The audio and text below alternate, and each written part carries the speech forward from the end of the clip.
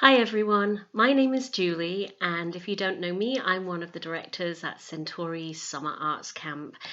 And I figured that in this difficult time together, we all need a way to link with one another and to share an experience. So over the next 14 days, I want to share online something that is a really important camp tradition with us all at Centauri, and that is gathering together for storytelling. Stories link people because you share an experience. You close your eyes and imagine the same things, and no matter how far away you might be from one another, that experience links you together.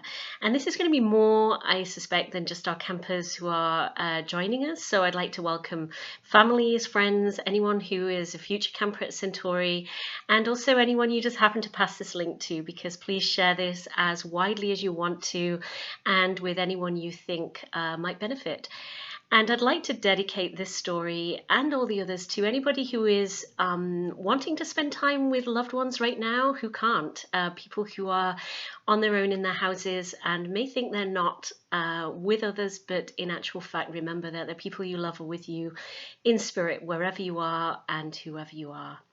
So to begin this, I'd like to invite everybody to relax. If you haven't already done so, grab a favorite blanket, a favorite pillow, make yourself as comfortable as you possibly can.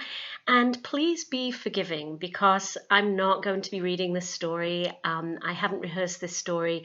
This is a tradition of storytelling, which means that I'm going to make mistakes, I'm going to fumble, and that's part of the experience. It's a very human experience, and it's a gift to everybody who decides to join us tonight. So I would like to ask you all to close your eyes.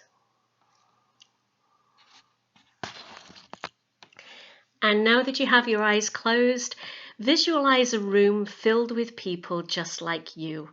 That's what we do at camp. We gather in our largest theatre. The lights are on low. It's summer, but it's air conditioned, so you're not overheated. But you are connected with a lot of other people, people sitting or lying to your left, to your right, people all around you who are about to share together in an experience. And now that you've started to visualize those people and the lights on low, we're going to begin.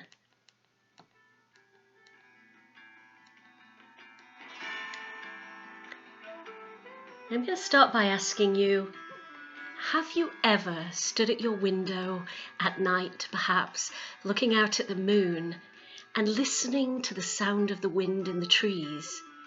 And as you listen to the wind in the trees, perhaps you think just for an instant that in with the sound of that wind, you hear a voice. And the voice is chattering, laughing, the voice is singing, and for a while that voice seems human. And then you think, no, I imagined that. It's just the wind. Well, the story I'm going to tell you tonight is one of the oldest stories at Centauri. And the story is called The Voice in the Wind. And it actually ends with a little bit of a riddle too. So once upon a time, there were two brothers.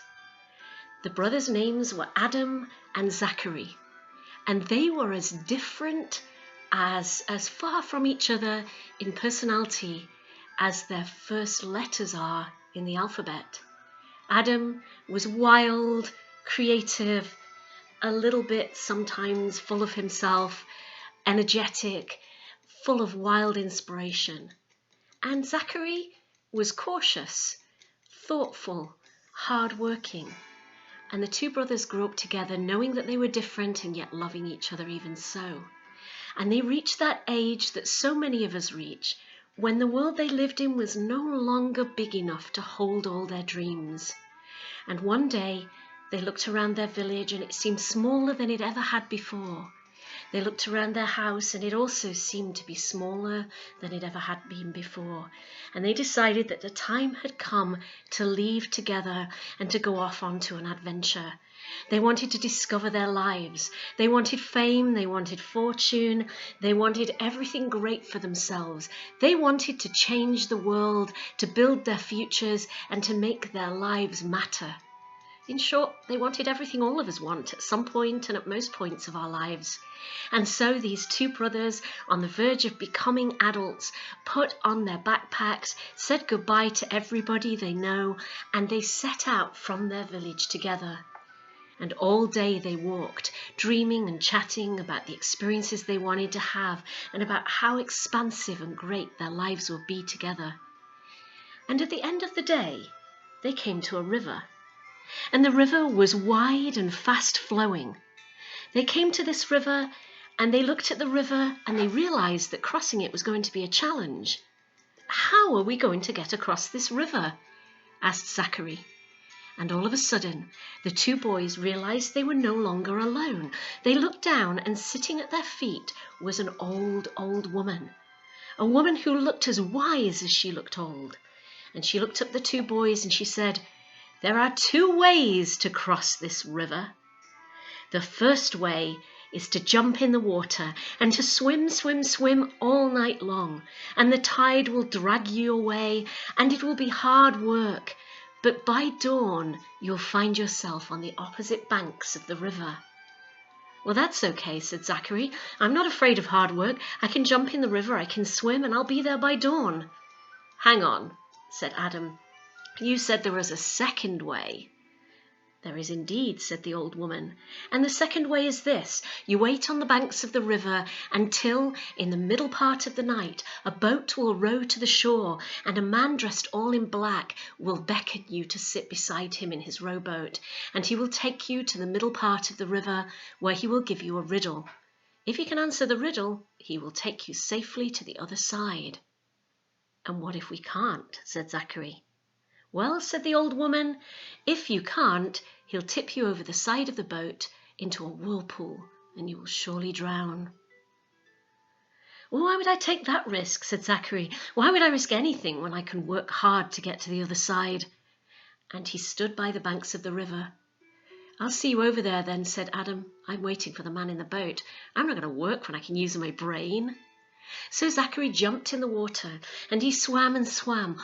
All night he swam, fighting the current until he got to the other side, dragged himself up on the banks of the opposite side of the river, and there, waiting for him, was his brother Adam, with a smirk on his face.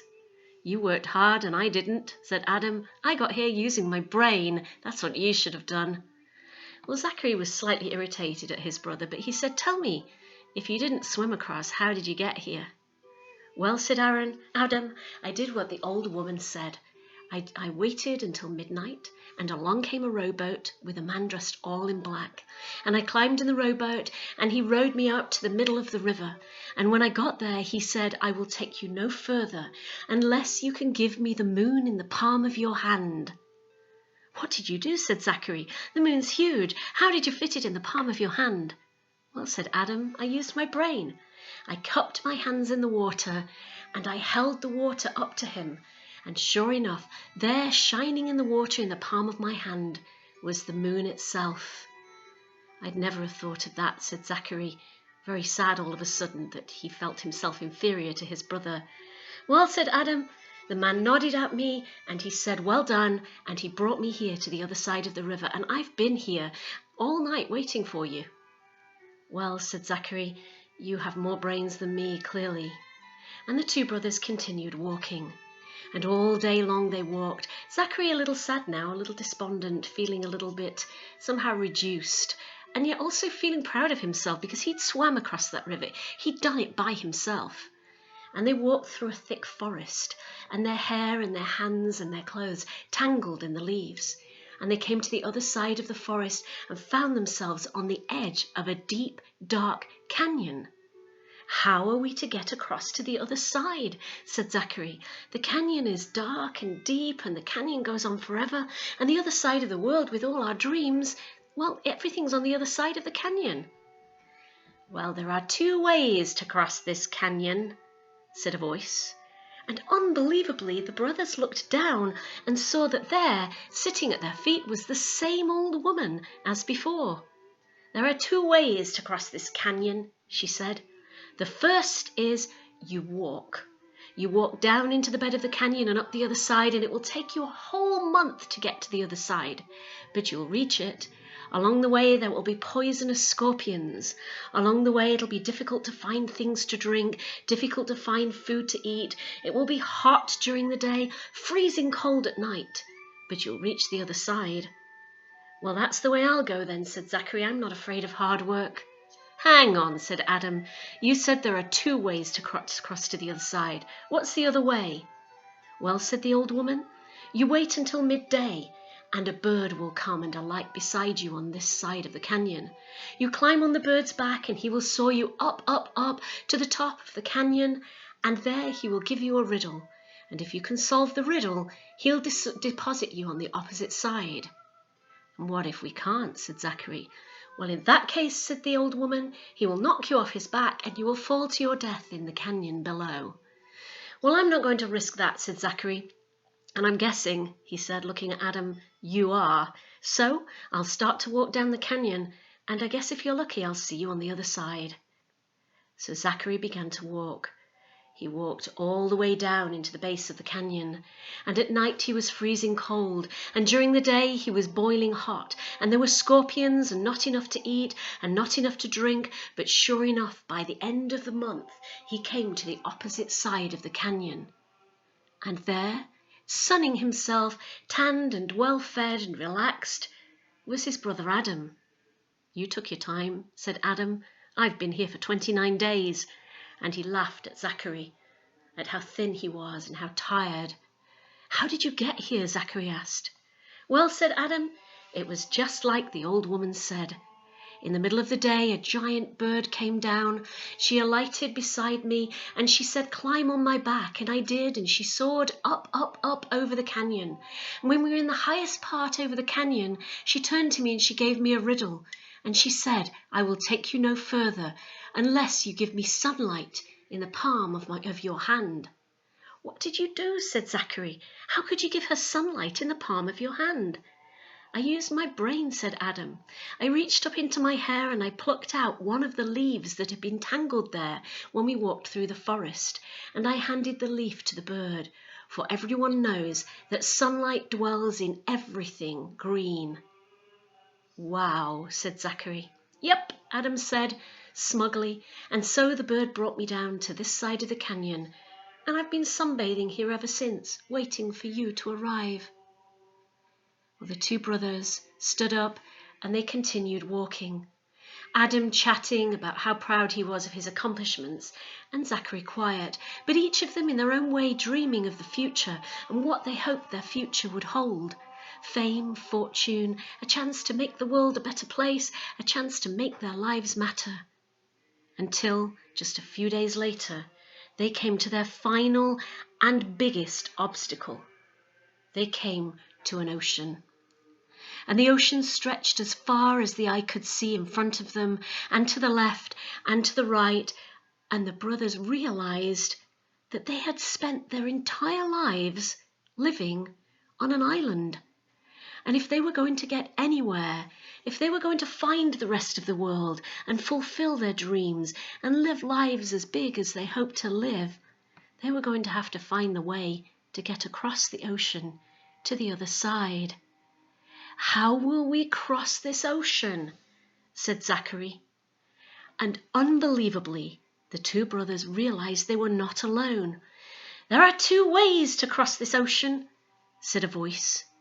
And they looked down to see, sitting beside them in the dunes, an old, old woman. The same old wise woman they'd met at the canyon, the very same old wise woman they'd met at the river. And she looked up at them and she said, there are 2 ways to cross this ocean. The first way is you build a boat, and it'll take you a while to build it. And then you pull it into the ocean and you set sail, and you'll sail for a year and a day until you reach the rest of the world.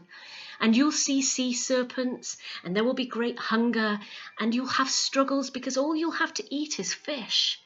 And there will be storms at sea and terrible, terrible loneliness. But if you persevere, you will get to the other side, and everything you dream of in your life will be waiting for you there. Well, said Zachary, I'm not afraid of hard work. I'm going to go up into the trees, chop down some timber, and build myself a boat.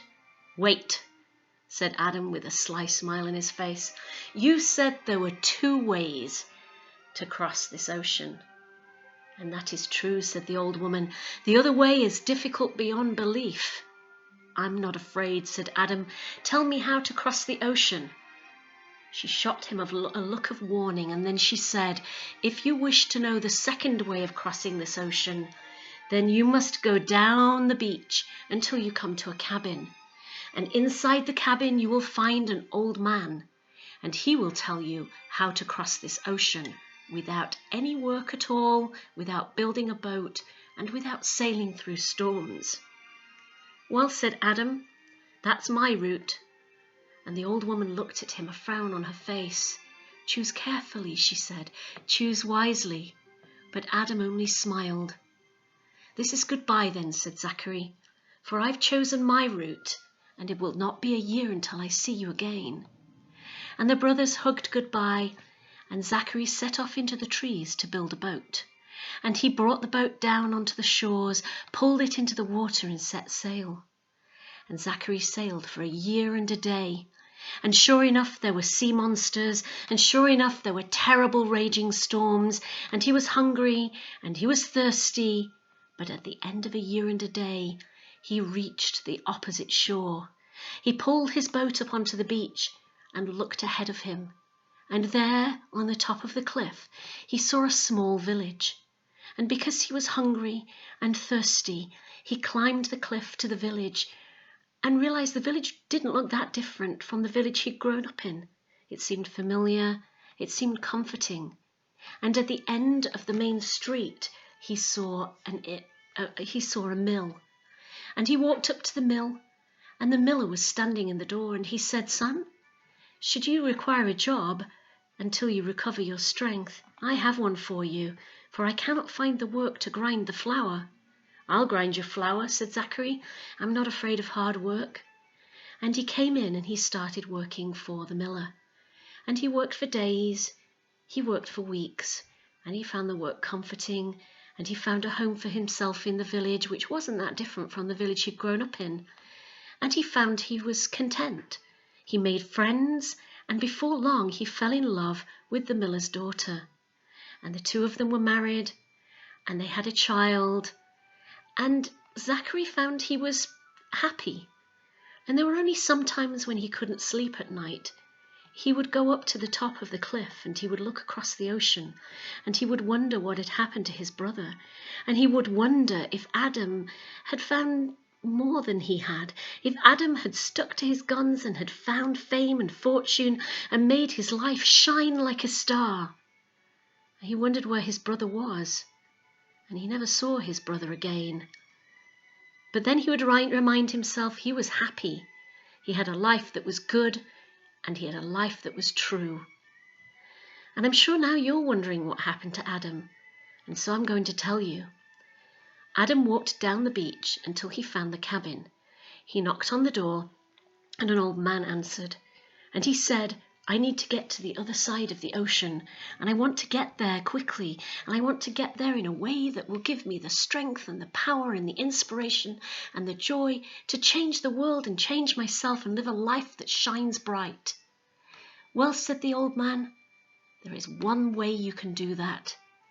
You have to chase after the wind, and when you catch it, everything you dream of will be yours.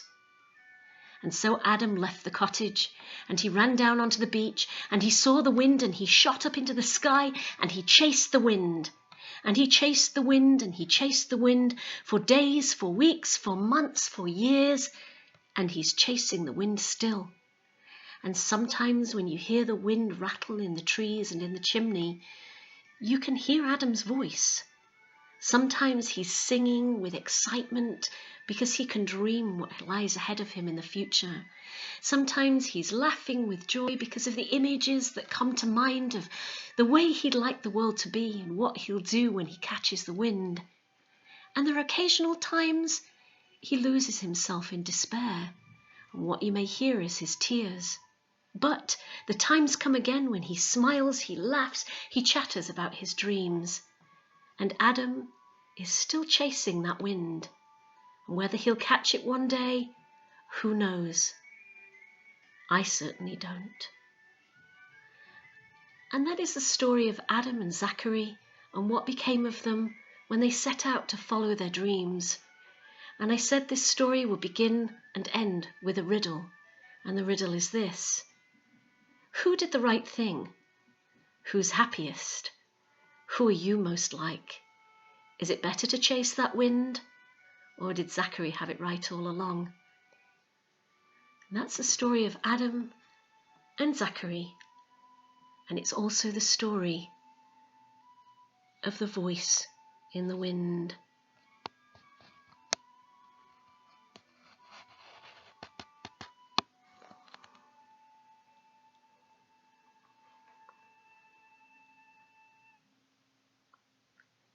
And that is the end of tonight's story. I hope you enjoyed it. That one's a short one, just to get us started. Tomorrow evening, I'm going to tell you the story of the Chinese tapestry, which is another camp favourite. And then there will be a couple more camp favourites after that. And as the week goes on, I'm going to challenge myself to come up with new stories that I'll be telling at camp this summer. Thank you for listening. Have a great night, and I'll see you tomorrow.